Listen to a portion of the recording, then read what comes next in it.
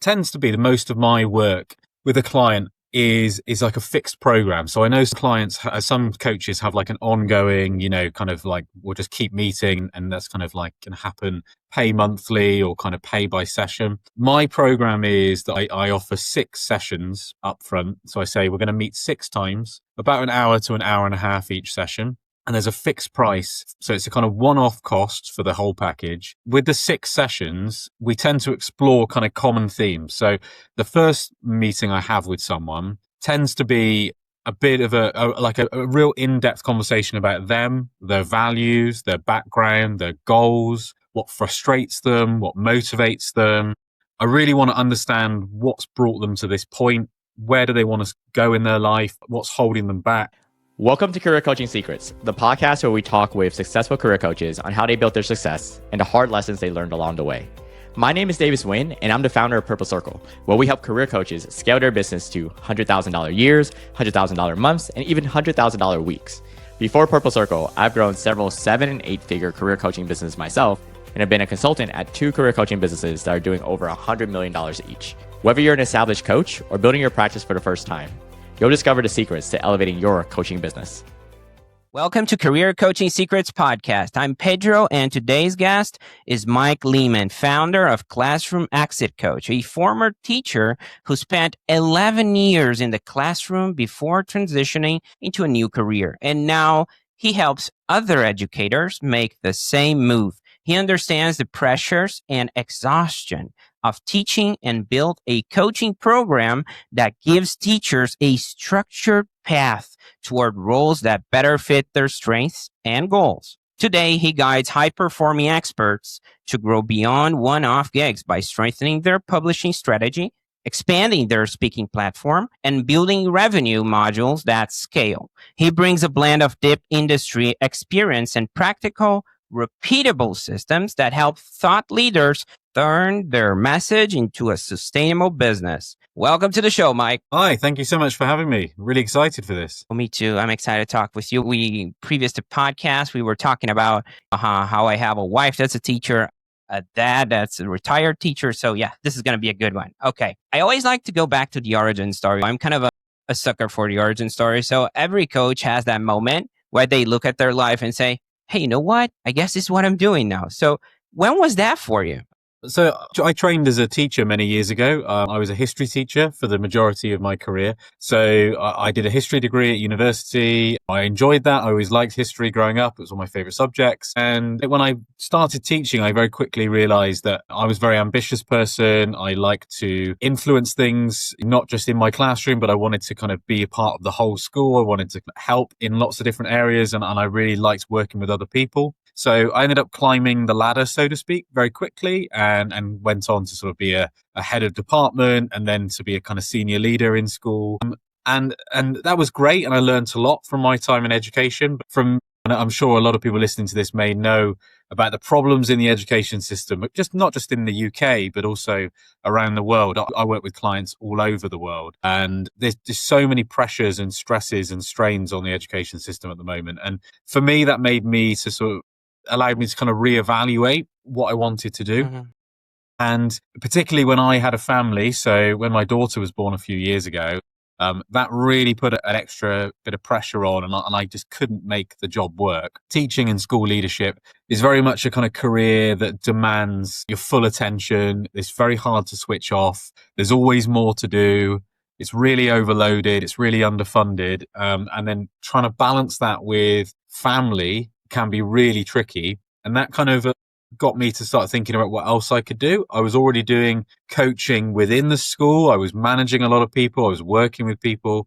And I really wanted to sort of take that skill and help others to sort of redefine their lives. And yes, I mainly work with I do career coaching, but because teaching is it's kind of like an identity. It gets so wrapped up with your everyday life that you are a teacher that actually what I tend to do is quite a lot of sort of lifestyle transformation coaching as well. So it's not just about your job, but it's also about how you see yourself and your confidence and your mental health and all that kind of stuff that goes with it. So that's a little bit of my backstory. That's interesting. I like the fact that you're a history teacher also, right? It's like, I'm going to stop reading about these people. I'm going to put a plan to action and be part of the book, right? Something like that.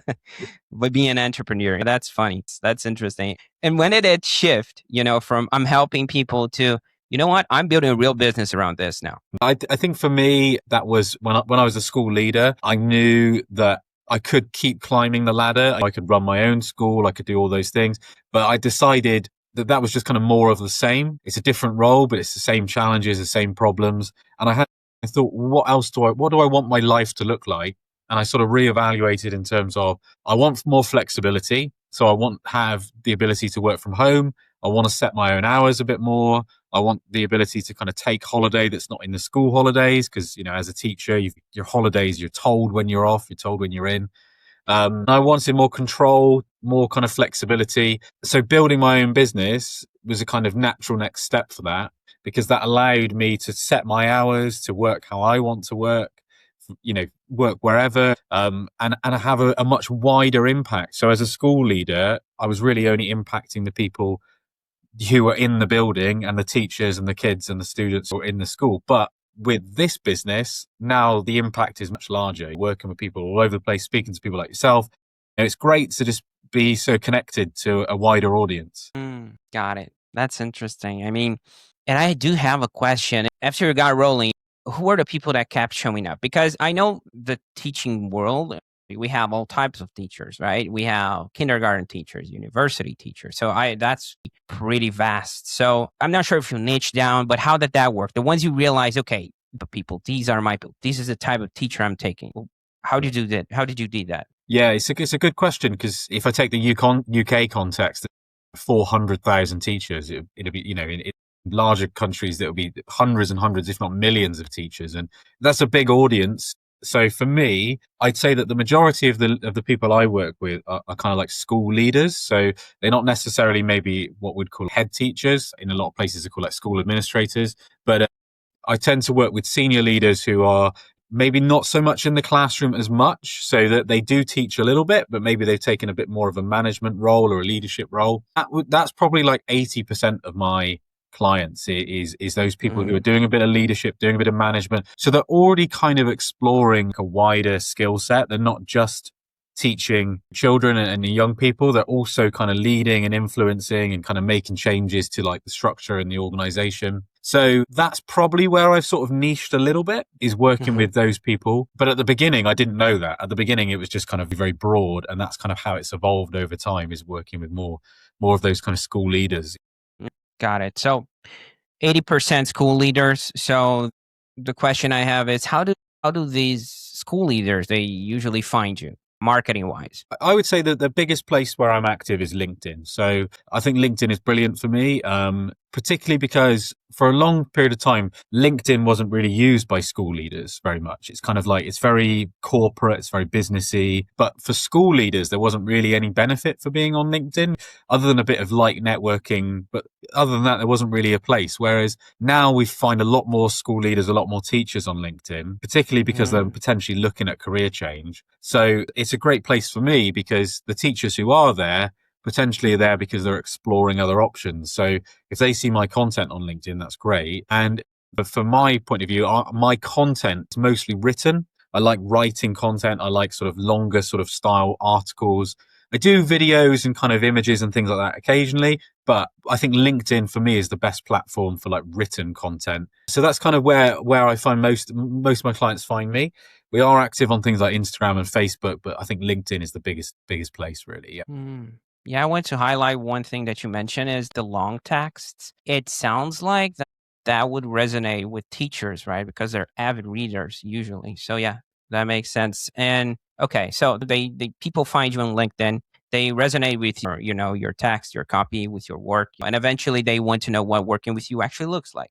So everyone builds their coaching business a bit differently, So when someone actually becomes a client, what does that experience look like right now? So tends to be the most of my work with a client is like a fixed program. So I know some coaches have like an ongoing, kind of like we'll just keep meeting, and that's kind of like can happen pay monthly or kind of pay by session. My program is that I offer 6 sessions up front. So I say we're going to meet 6 times, about an hour to an hour and a half each session. And there's a fixed price. So it's a kind of one-off cost for the whole package.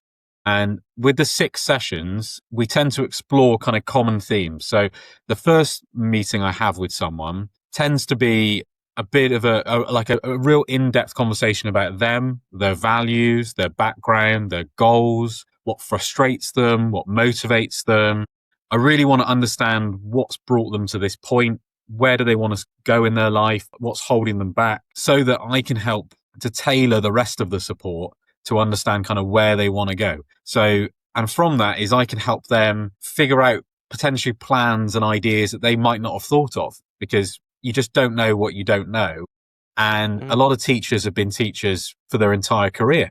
They don't really know necessarily the jobs out there, what else they can do. They're not familiar with how the world of work is changing, all the different opportunities. So getting an understanding of that, of like how long have they been searching for a new job?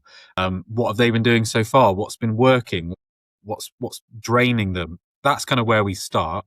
Then from there is kind of a mixture of sort of coaching, mentoring, practical support. So we do things like help them with what we call the CV, but the resume, and helping them with things like LinkedIn and networking and where to find these jobs. So I think we start from a very pure sort of coaching place and then move slightly more to sort of coaching, mentoring, when I get a bit more of an understanding of where they're at with their career journey. And then we do 6 sessions. And most of the time, those 6 sessions are enough to really kickstart somebody's career journey, land them a new role, help them land on their feet. So that's kind of the way we structured our program, is sort of 6 focused sessions like that. Okay. I mean, your work seems pretty hands-on. We're talking about 6 one-on-one sessions, as per my understanding. So how do you think about capacity so you don't stretch yourself too thin? It's a good question. That's probably one of the biggest challenges of the business is capacity, because we get a lot of people asking for support. We get a lot of people knocking on the door saying, how do I work with you? And it's really difficult to try and balance that. One of the things that when I first started the business, it was very UK focused. So that meant that the majority of the clients were teachers who were in school during the day. So the only time I could really meet with them is in the evening when they're finished for the work.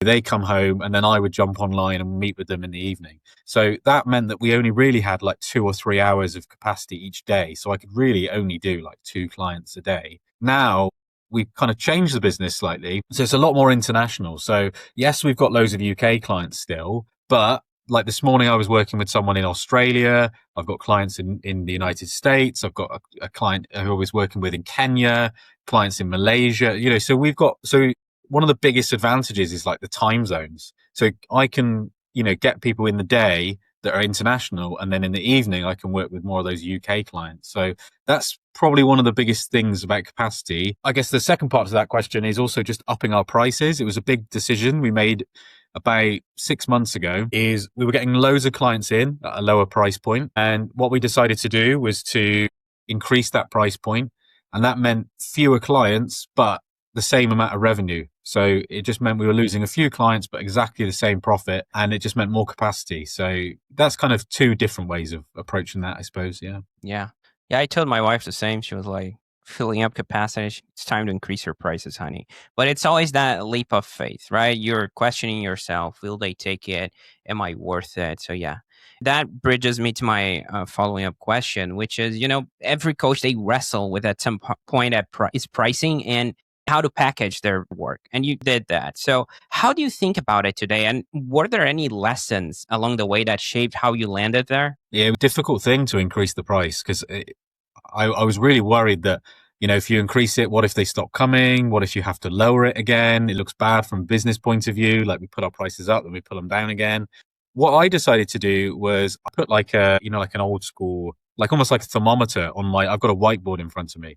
And I had like 10 slots on it. And I said to myself, when I book 10 more clients on this, like the price point I was working on, I'm going to increase it. Like, that's the decision, 10 more on the lower. And then as soon as that's done, we're going to go up. So it had like a very fixed Because otherwise in my head, I was just going to keep delaying it. I was just going to go, oh, we'll do it next month. We'll do it, next quarter, next year. So I kind of gave myself a sort of fixed deadline. I think the biggest thing I learned from that is it doesn't matter, like your price point is your price point. It's what you're selling for that price point. You're not selling time. Mm-hmm. For me, it's like selling impact. And by that point, I knew that we had huge impact because I was able to sort of put client testimonials, like reviews. I was able to say what we were doing. I was able to share the stories from other people. This is what they've achieved. This is what this person's done. So that, yes, it was a higher price, but clients knew what they were getting for that price. It wasn't, I think originally I was kind of selling time. In my head, I was like, oh, well, it's this many hours and then I'll divide that by the price and I'm trying to earn about this much to make it sort of sustainable for me. And then it became a lot more about, no, this is what that time's worth to that person. I'm not sort of doing it by the hour. I'm doing it by the, here's, you invest in me and you invest in the support. Here's what you get out of it. So it was a big mindset shift, I think, but that takes a lot of courage and it's never going to be a right time. So you've kind of got to force yourself to, there's always a risk, but if you don't take the risk, then you're going to be stuck. Your business will be stuck where it is, which is, you haven't got enough capacity. You're not earning enough to sort of make the lifestyle that you want. So for me, it was about sort of taking that leap and it paid off. And now we're thinking about potential price increases for next year as well. So, we wouldn't be there unless I'd made that decision.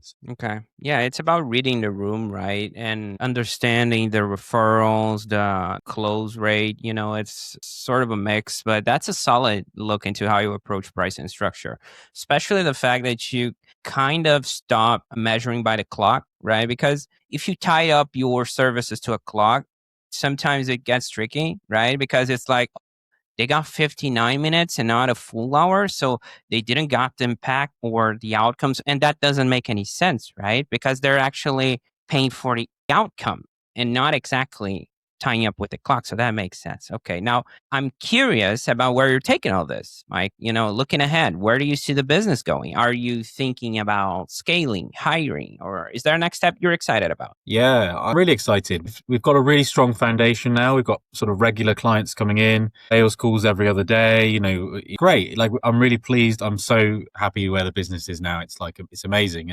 I think there's kind of a couple of different directions.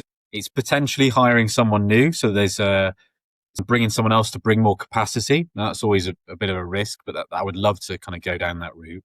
One of the things I think, with that, one of the challenges with that is once you've built like a personal brand, which is all about you and your story, that can be really difficult then to sort of bring someone new in because it's like under your name. And so I've tried to sort of bolster or kind of big up the brand more than me a little bit. So we've been trying to grow like the name Classroom Exit Coach, whereas at the start, I think it was like growing my name. So it's sort of trying to get the groundwork in for that as well. And I think that's one direction.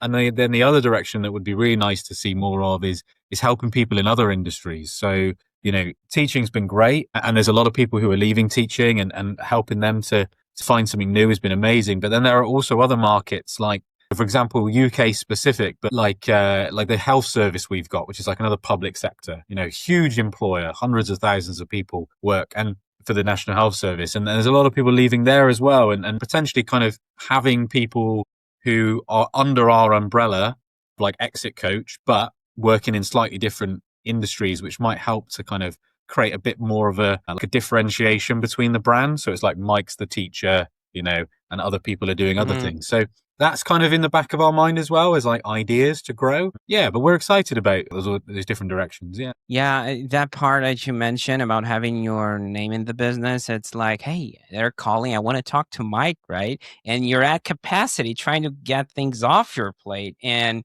you have that name so tied to your business. Yeah, that makes a lot of sense.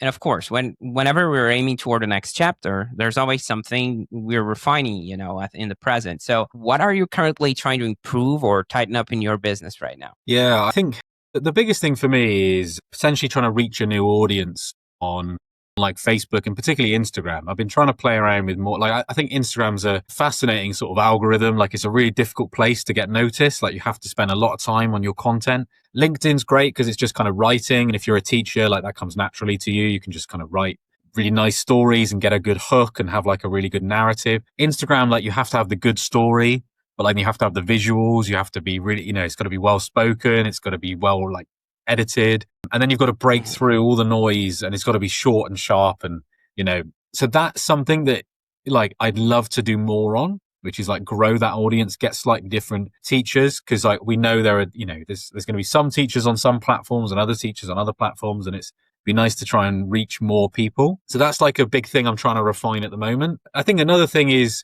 getting the connection calls, the conversion rate down as well. I think a lot of coaches may struggle with this, which is you get lots of interest, but how many are converting into clients? Or they're really interested, but they're kind of always saying, oh, I'll think about it, or, I'll come back to you in a few months. Some do, some don't. And it's trying to sort of streamline that a little bit so that the people you're speaking to are basically like 90% there, and just meeting you and having a conversation is like just saying, yeah, which is absolutely what we're getting really good at that. So I had a client last week who again was exactly that. Connection call was just basically, how do I sign up? That sort of thing. Whereas at the start, you get a lot of people who are, they just want, free support or a bit of a chat. And it can be really draining if your diary is just like back to back, like conversations without any money coming in. And, it can be stressful because you feel like you're putting loads of time in and you're meeting your clients, but you're not actually earning anything. So I guess those are the two things I'm trying to work on at the moment. Yeah. And it makes perfect sense. And like I said, talking with my wife, she was like, oh, I didn't knew I would have to know how to sell, and it didn't realize that because it was so natural. She had clients coming in and all of that. So yeah, that makes perfect sense. So I want to switch gears for a second and do something a bit more fun. None of this was not fun, just a bit different. Okay. If you're down for it, I got a quick game for you. Yeah, go on, man.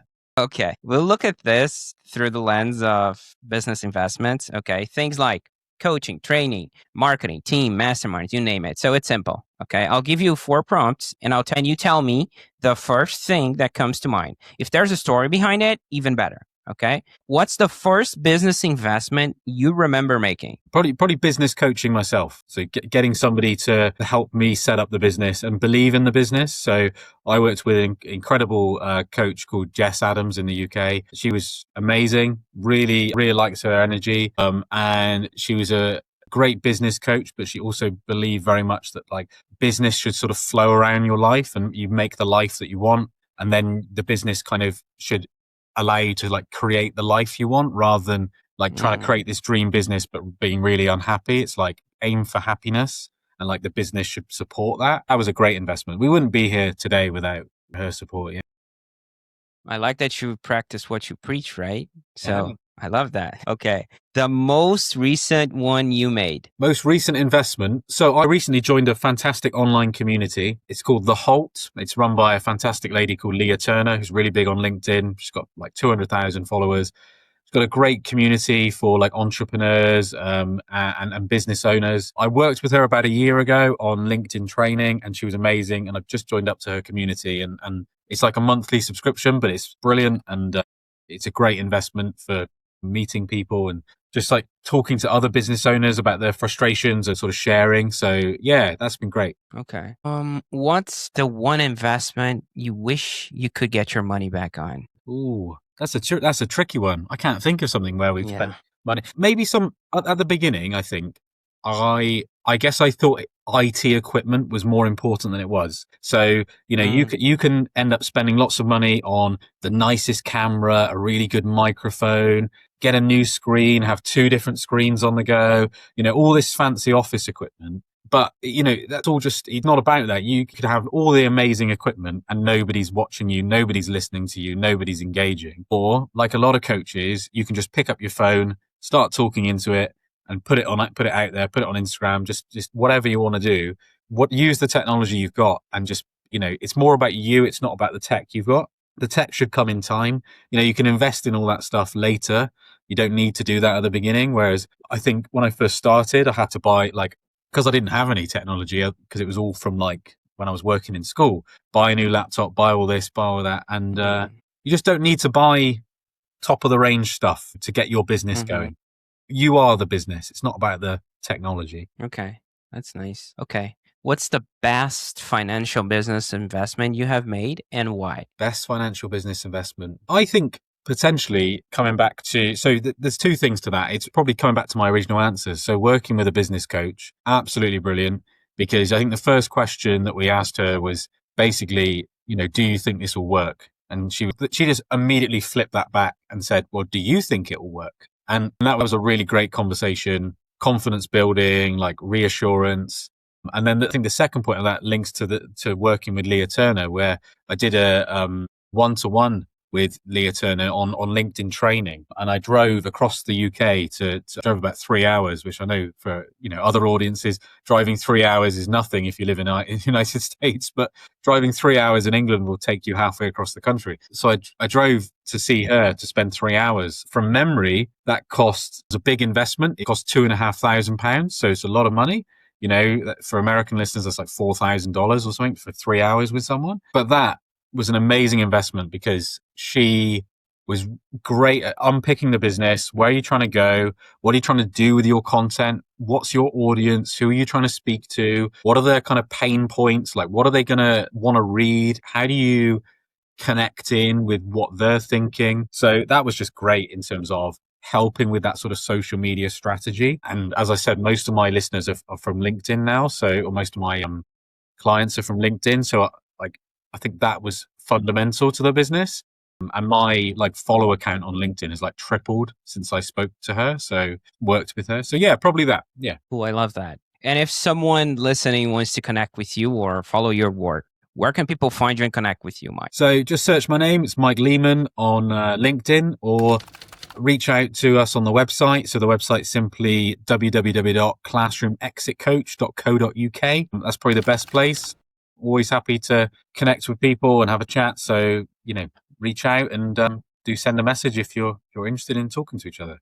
Mike, there were a few things you shared today that really stuck with me. The first one being you're a past history teacher, and I love that. The fact that then I got more ambitious, hearing, reading about all those guys and how they changed the world. And now you're impacting more people, and it's about stepping up. You're into an entrepreneur path. And I love that. I mean, I'm a really sucker for history. I really like it, so I'm a big fan of that concept you've created and that you're going through. So also, not being a perfectionist with IT equipment, because we see that mistake a lot. Even myself, I've did some in my own business. I did that a while, and it's not about it. It's not about the latest equipment, because we compare ourselves to, I don't know, a guy that's got, 5 million YouTubers or whatever subscribers. And we're like, wow, that guy really looks good. The video looks awesome.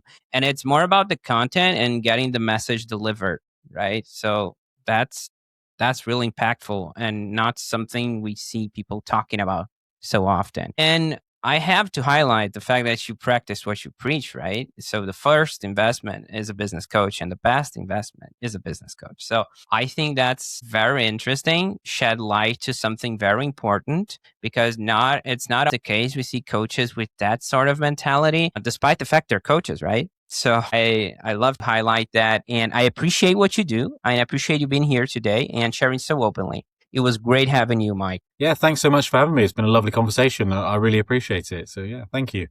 That's it for this episode of Career Coaching Secrets. If you enjoyed this conversation, you can subscribe on YouTube, Spotify, Apple Podcasts, or wherever you're listening to this episode to catch future episodes. This podcast was brought to you by Purple Circle, where we help career coaches scale their business to $100,000 years, $100,000 months, or even $100,000 weeks, all without burning out and making sure that you're making the impact and having the life that you want. To learn more about our community and how we can help you, visit joinpurplecircle.com.